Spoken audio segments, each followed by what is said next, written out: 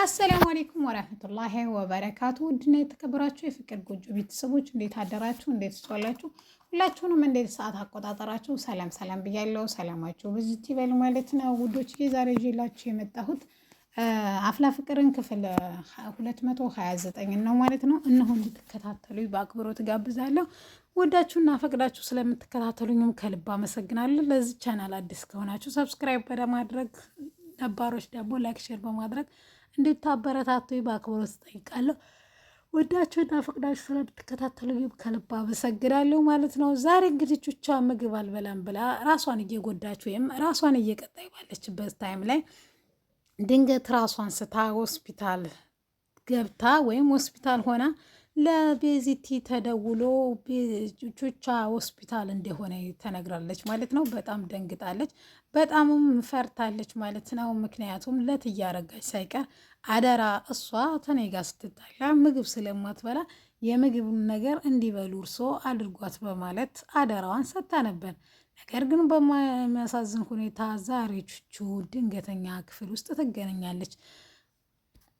ቤዚቲ በዚህ በኩል የፍቅረኛዋ ናፍቆት፣ በዚህ በኩል ደግሞ የጓደኛዋ መለየትና እንደዚህ መሆኗ በጣም አሳስቧታል።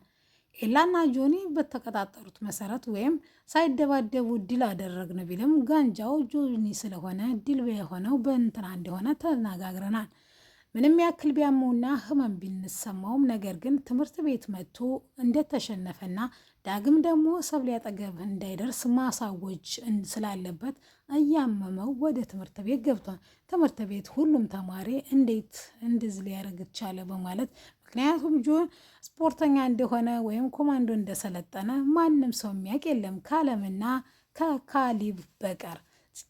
ስለዚህ አልሚ በንዴት እየተበሳጨች ይሄ ሁሉ ሆነልሻ፣ በአንቺ ምክንያት ተደባደቡ፣ በሰብሊ በቆንጅኛዋ ሴት እንድትባይ ነዋ የፈለግሽው በማለት እኔ እንደዛ አይነት ሴት እንዳልሆንኩ ጠንቅቀሽ ታውቂያለሽ፣ እባክሽ ተረጋጊ ብትላትም ነገር ግን እውነቴን ነው በእሷ ምክንያት ተደባደቡ እንድትባይ ነው ደስ አለሽ? አሁን ገንጅሉ ወይም ኤላ ተደበደበ፣ እጁን ተሰበረ፣ አየሽው በጣም አያሳዝንም ስትላትም እሷ ምንም ማድረግ እንደማችልና እሷ ይሄን ነገር እንዳላደረገች ወይም ፈልጋው ሁለቱንም ለማስቆም ብትሞክርም እንዳልቻለ ትነግራታለች ለጓደኛዋ።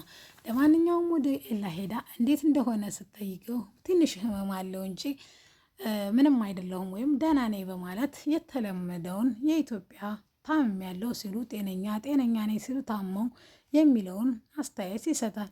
እሱም እንግዲህ እሺ ብሎ ከሄደ በኋላ ልትሄድ ስትል እኔ ምንም ያህል ስፖርት ቢሰለጥን ወይም ምንም ያክል ኮማንዶ ቢሰለጥን እንደዚህ ያደርግሃን ብዬ አላሰብኩም ነበር በማለት ኤላ ይሄን ጉድ ስለማያውቅ እንዴ ጆ ኮማንዶ ተሰልጥና እንዴ ሲላ አዎ ሰልጥኗን በማለት እሷ መልስ ትሰጠዋለች። ይሄን ያየውም እንትና ሰው የሱ ሰው ነው ጋንጃው በማለት እየተብሰለሰለ የነበረው ከናታን ጋር ሲጫወቱ የነበሩት እሱ እንግዲህ ራሱ እንደሆነ ኤላ አረጋግጦ በራሱ መንገድ ደግሞ ድምጋሜ እርግጠኛ ለመሆን ይወስናል። ይህንን ያየውም ኤላ እሺ ብሎ ከዛም ናታን ሳይነግረው እኔ ለማንኛውም ይሄን ነገር አጋጣሚ ነው እያላምንም፣ ስለዚህ ግጥምጥሞሽም ሊሆን አይችልም፣ ስለዚህ ይሄ ሰው የጆን ነው ሲልም እሱን በጣም ተናዶና ተበሳይቶ ካሊብ ጋር ሄዶ የውላችሁ አሁን ለሰራችሁ ሰራ ዋጋ ነው ማስከፍላችሁ፣ አንተም አለቃህም ብትጠነቀቁ ይሻላል በማለት የማስፈራሪያ ዛቻውን ይለቅልበታል። ይኸውልህ እኛ ታግሰን የተነሳን ለውታ ድባቅ ነው የምንመታችሁ፣ ስለዚህ አልፋችሁ ተቀመጡ፣ አንተም አትፍጨርጨር፣ ልክ እንደ ኤላ እጅህን ሰባብረን እናስቀምጠሃለን በማለት ይዝታል። የኔም ቦክስ የአንዱን ቦክስ እንኳን ልትቋቋሙ አችልም በማለት ናታን ጋንጃው ጆ እንዲሆነ ስለማያውቅ ብሎ ዛተበት። ጉራ ብቻ አሁንስ ያንተ ጉራ ነው የሰለቸኝ በማለት ካሊብ ይመልስለታል። ካሊብ በሱ ተናዶ ቁጭ እንዳለ ጄሪ ደግሞ ትመጣና አንተ ወጠጤ፣ አንተ ጎረምሳ እዚህ ምን ቁጭ አደረገ በማለት ትከላክፈዋለች። እኔን የመሰለ ሸበላ ልጠብሽ እንደሆነ እርግጥ ነው ግን የምጠበስ አይደለሁም። ማንኛውም እሺ ካልሽ አስብበታለሁ በማለት ሊሞላቀቅ ሲል አረ ወደዛ ብላ ጥላው ትሄዳለች። ያላገኘንትን ተሳድቦ ይሄዳን እንደሚባለው ማለት ነው። እሷም እንግዲህ ሄዳ ስታያት ቤዚቲ ቁጭ ብላ ነበረ። ቤዚቲን ለማዝናናት ትሞክራለች። ይኸውልሽ አይዞሽ እሺ፣ ሁሉም ነገር ለበጎ ነው፣ የማያልፍ ነገር የለም። ዛሬ ነገን አደግም፣ ነገ ደግሞ ዛሬን አደግም። ሁሉም የተለያየ ጊዜ አለ። በተለያየ ጊዜ አንቺ ራስሽን የምታዳምጭበት እና ነገሮች ከዛሬ ከነገ ቢብሱ እንኳ የተሻለ ነገር እንዳለ በህይወትሽ እንዳትረሽ በማለት ከጀሪ የማይጠበቅ ምክር ትመክራታለች። እና ምን ሆነች ነው አንቺ ብቻሽን ስትላትም ብቻዋን እንዳልሆነችና ውስጧ እንዳለ ወይም 5-7 ሰዎች እንዳሉ ትነግራታለች። ውስጥሽ 7 ሰዎች አሉ? አዎ ብቻዬን መስላለሁ።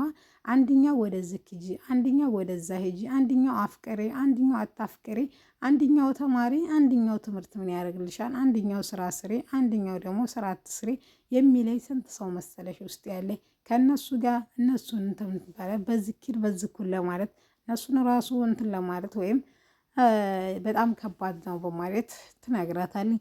ከየቡ ጋር ትንሽ ማውደልደል ስላልፈለገች ወይም አውደልድሊ ብትላትም ነገር ግን ዛሬ ቅረቤ ስላለኝ ብቻዋን ሰፈሩን እየቃኘችው ነው። የዳግም አፍቃሪ የሆነችው እሷንም እንደምንም ብላ በቃ ማረጋጋት አለብኝ ብላ ካመነች በኋላ እንድትረጋጋ ትነግራታለች። ዳግም አያቶቹ ጋር እንደሄደና በቅርቡ እንደሚመለስም ቃል ትገባላታለች። ከትምህርት ቤት ስትመለስ ኤልዳና አግኝታት ነበረ።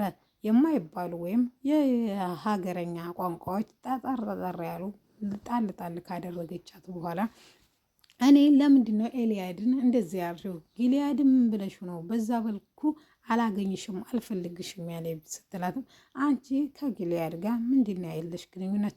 አንቺ እኮ ወደፊት ከተሳካ የልጆችሽ እናት የልጆችሽ አክስት የምሆን ሰው ነኝ። ስለዚህ ለወንድሜ ጋር ከሱ ጋር ፍቅር ከሌለሽ ተወንድሜ ጋር ፍቅረኛ ነች። ስለዚህ ከማንም ጋር ሳይሽ ማየት አልችልም በማለት ተመልስላታለች። እሷ እኮ አጎቴ እንዲህ ስለሚመስለኝ እንጂ እኔ ከሱ ጋር ምንም አይነት ግንኙነት የለም። ልጅየው ቆንጆና ደረቱ ሰፊ አቋሙ የሚያምር ነው። ስለዚህ ማንኛውም ሴት ልትመኘው ትችላለች። ዛሬ ነው እንጂ የወንድምና የእህት ስሜቱ ነገ ላይ ምን እንደሆነ አይታወቅም። ስለዚህ ለዛ ነው አጠገቧ እንዳደርስ ብዬ አጠር ቀጠን ያለች ትዕዛዝ የሰጠው በማለት ጄሪ ለኤልዳና ትጠይቃታለች። ለማንኛውም ትንሽ ቢያወሩም ነገር ግን ቋንቋቸው የተለያየ ስለሆነ ኤልዱ በአማርኛ ትንሽ የተቀላቀሉና በርከት ያሉ እንግሊዝኛ ስለምታወራ ሊግባቡ አልቻሉም። ስለዚህ ግራ የምንጋባ ብላ አሁንም በድጋሚ ጥላቸው ትሄዳለች። እንግዲህ ቃጭል እንትና እንዳገኘችው ወይም ፍቅር ገስ ስጋ ለብሶ ብላ ነበረ መሲ ስደውልለት ወይም ኤላና ጁ እንዳይገጥሙ እንዳይደባደቡ እርዳን ስትለው እኔ ለራሴ ፍቅር ለብሶ ስጋ እያየሁት ነው በማለት መልስ ሰጥቷን ነበር። ከቃጩ ጋር ትንሽ ካወሩ በኋላ እንትና ይመጣን ወይም ቾምቤነት ይመጣን። ቾምቤነትም ሲመጣም አባቱ ፍቅር እያለች ስጠራው እሱም እንደ መደበሪያ ወይም እንደ ማስቀኛ እንደተጠቀመችበት ስላገባው በጣም ተናዶ ነበረ። ምክንያቱም እሱ ሲሄድ ያው ኖርማን ናታን ሆነ ስሙ። እሱም እንግዲህ ሁሉንም ነገር ለመሲ ነግራታ መጥቶ አኩርፋ ነበር። መሲ ይሄን አንድ ነገር መፍትሄ አስባለች። ምክንያቱም ይሄ እያደረገችው ነገር እሱ መልሶ እያሳጣት እንጂ እያመጣላት እንደሆነ አላመነችም። ምን ተፈጠረ ስትለው በቃ እንደ መደበሪያ ስለጠቀመች በጣም ተናድጄ ነበር ይላታል። በቃ ለማንኛውም አብሽሪ ብላ መሲን ቴክስት እንድታደርግላት ታደርጋለች። ከዛ ቴክስቱን ስትመልስ የኔ አባት እንዴት ነህ ብላ ነበር የጻፈችው። ይሄን ያየው ናታን በጣም ይናደዳል። ማን ነው ሲላትም እሷም ሚስጥር እንደሆነ ለማንም መናገር እንደማትፈልግ ግልጽ አድርጋ ትነግረዋለች። እናም ቻው ብላ ትሄደዋለች። እንዴት የኔ አባት ትለዋለች በማለት ናታን በቅናት ይንገበገባል።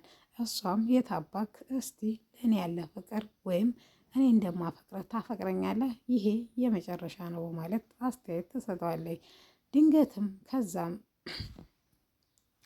ድንገትም ስልኩ ይጮህና የደወለችው ቃጭል ነበረች።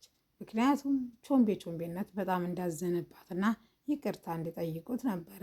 ነገር ግን ከአቡሽ ጋር ሆነው ምንም ያክል እኔ ባፈቅራት ስለማፈቅራት እጅ ዝቅ ያልሁላት ከሰው አንሻ አይደለም ወንድ ልጅ ነኝ ይሰማኛል በማለት መልሱን ይሰጣታል። ለማንኛውም ጊዜን አስተካክሌ ወይም ሳብሊ ኤላን ታገኘዋለች። ይሄም መሲ ጆንን እያዘናጋችላን ነበረ። እንዴት ነህ ብላ ስትጠይቀውም ምንም ደህና አይደለሁም፣ ምን አገባሽ፣ ስምምነት ነበረ። ስምምነታችን ደግሞ አጠገቤ አትድርሺ፣ አጠገብሽ እንዳልደርስ ነው። ስለዚህ ወይዘሮ መሲ ባልሽ አሸንፎኛል፣ ሽንፈቴንም ተቀብያለሁ፣ ሁለተኛ አጠገቤ እንዳትደርሺ በማለት መሲም በቁጣ መንፈስ ያሰናብታታል። የዛሬ